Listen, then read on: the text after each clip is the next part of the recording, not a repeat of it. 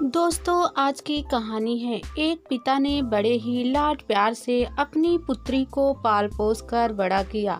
सर्व गुण संपन्न होने पर तय समय पर पिता ने अपनी पुत्री का विवाह कर उसको विदा किया। विदाई के वक्त जब पुत्री ने पिता का आशीर्वाद लिया तो पुत्री को गले लगाते हुए पिता ने कहा, बेटा, हमारी रीत ससुराल में नहीं चलेगी। वहाँ के तौर तरीके अलग होंगे, इसलिए ससुराल में जाकर बड़े बूढ़ों के पास बैठकर उनसे सीख लेना। बेटी जब बहू बनकर ससुराल पहुँची तो उसने देखा उसके पति के अलावा घर में उसकी सासू माँ और एक दादी सास थी। बहू जब घर में कुछ दिन रही तो उसने देखा कि घर में दादी सास का बहुत अपमान और तिरस्कार हो रहा है। अपमान की हद तो तब हो जाती जब उसकी सास उसकी दादी सास को ठोकर मार देती, गाली देती और खाने के लिए भी कुछ ना देती। लड़की को यह सब देख बहुत बुरा लगा। उसे अपने माता पिता द्वारा दिए संस्कार याद आए। उसे अपनी दादी सास पर बहुत दया आई।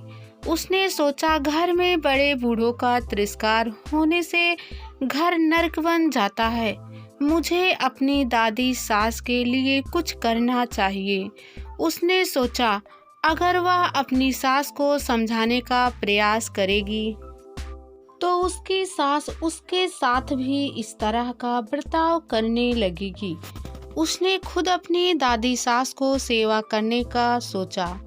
अब वह रोज घर का काम खत्म करके अपनी दादी सास के पास बैठ जाती और उनके पैर दबाती।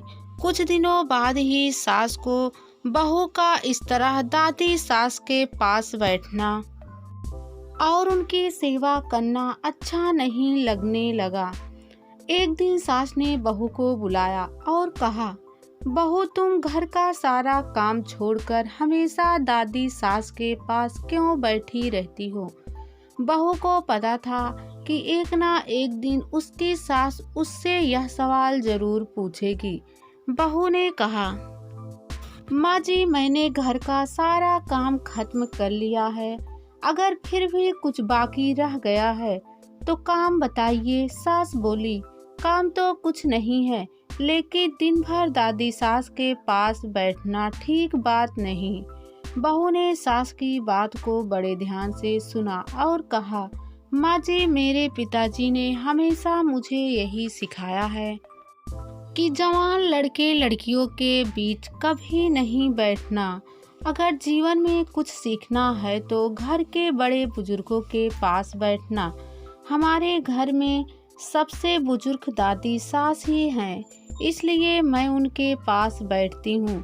मेरे पिताजी ने मुझे विदा करते वक्त भी कहा था कि अब वही तेरा घर है और वहीं के रीत रिवाज तुझे मानना है। इसलिए मैं घर के रीत रिवाज के बारे में दादी सास से पूछती हूँ कि मेरी सास आपकी कैसी सेवा करती है। सास ने जब यह सुना तो घबरा कर पूछा, बुढ़िया ने क्या कहा तुझे मेरे बारे में? बहू ने बड़ी ही चतुराई और शालीनता के साथ जवाब दिया, माँ जी, दादी सास कह रही थी कि अगर तेरी सास मुझे गाली नहीं दे और ठोकर नहीं मारे तो मैं सेवा ही मान लूं। बहू की बात सुनकर सास ने बहू से पूछा, क्या तू भी मेरे साथ ऐसा ही करेगी? बहू सास के इस प्रश्न के इंतजार में थी। बहू ने कहा, माँ जी, मुझे पिताजी ने बड़ों से घर के रीत रिवाज सीखने को कहा था। अगर घर के रीत रिवाज बुजुर्गों के अपमान करने के है तो मुझे भी रीत रिवाज मानने पड़ेंगे। बहू का जवाब सुनकर सासू माँ को अपने भविष्य की चिंता सताने लगी। उसने सोचा, जैसा व्यवहार में अपनी सास के साथ करूँगी, मेरी बहू भी वही सीखेगी और फिर वह भी मेरे साथ वैसा ही व्यवहार करने लग जाएगी। सास अब दिन भर इसी बात के विचार में रहती। अगले ही दिन बहू ने घर के एक कोने में खाना खाने का मिट्टी का बर्तन इकट्ठा करना शुरू कर दिया। घर के कोने में मिट्टी के बर्तन बड़ी देख सास ने बहू से इतनी सारी बर्तन इकट्ठा करने का कारण पूछा।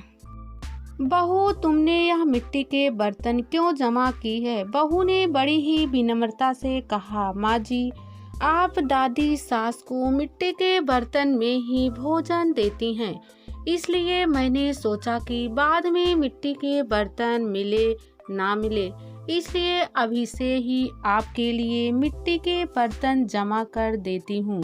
बहू का जवाब सुनकर सास घबरा गई और उसने पूछा, तो मुझे मिट्टी के बर्तन में खाना परोसेगी क्या? बहू ने कहा, माँ जी, मेरे पिताजी ने कहा था कि यहाँ के रीति रिवाज वहाँ नहीं चलेंगे, वहाँ की रीतें अलग होंगी। अब जो यहाँ की रीति हैं मुझे वैसे ही करना होगा। बहू की बात सुनकर सास ने कहा, यह यहाँ की रीत थोड़े ही है, तो अब दादी सास को थाली में भोजन दिया करना। बहू सास की बात सुनकर बहुत खुश हुई। बहू की चतुराई से अब दादी सास को थाली में भोजन मिलने लगा। अगले दिन बहू ने देखा कि घर में सबके खाना खाने के बाद बचा हुआ खाना बूढ़ी दादी सास को दिया जाता था। बहू उस खाने को बड़े गौर से देखने लगी।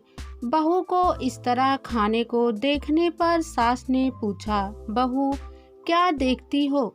बहू ने कहा, सीख रही हूँ घर में बूढ़ों को क्या खाने को दिया जाना चाहिए। बहू की बात सुनकर सास ने घबराकर कहा, बेटा, यह कोई घर की रीत थोड़े है।